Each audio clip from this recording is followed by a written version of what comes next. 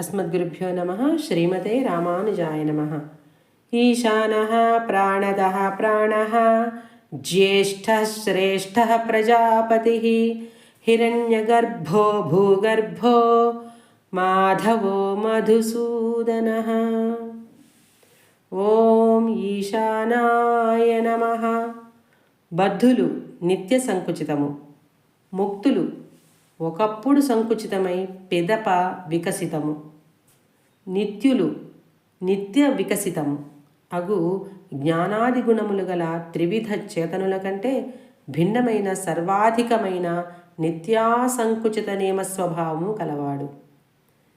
సకలావస్థలలో సకల పదార్థములను పాలించువాడు.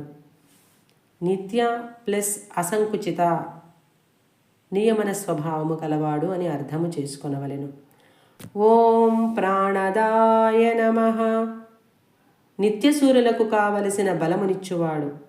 తన శ్రీవైకుంఠమునందు నిత్యసూరులకు సర్వదా తన దివ్య దర్శనమును తనను సేవించుటకు శక్తిని ఇచ్చుటయే ప్రాణదానము కనుక ప్రాణదః. ఓం ప్రాణాయ నమః.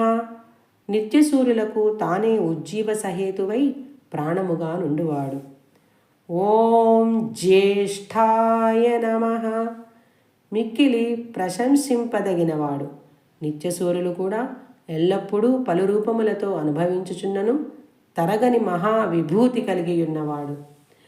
ఓం శ్రేష్ఠాయ నమః. నిత్యసూరులచే నిరంతరము స్తుతింపబడువాడు. ఓం ప్రజాపతయే నమః. నిత్యసూరులకు స్వామియగువాడు.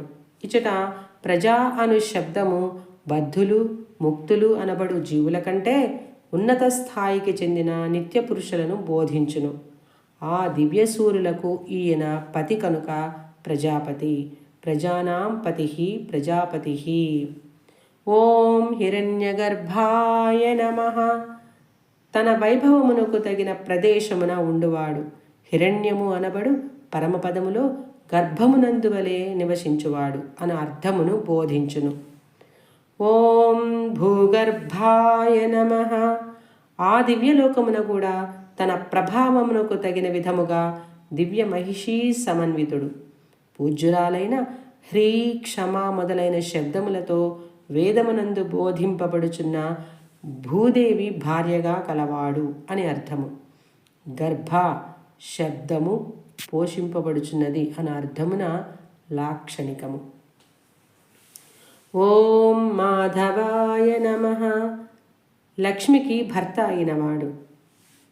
మాయాహ అనగా లక్ష్మీదేవి యొక్క, ధవహ అనగా భర్త. లక్ష్మీదేవి భర్త అని ఈ పదమునకు అర్థము. ఓం మధుసూదనాయ నమః. మధువు అను రాక్షసుని చంపినవాడు. జై శ్రీమన్నారాయణ.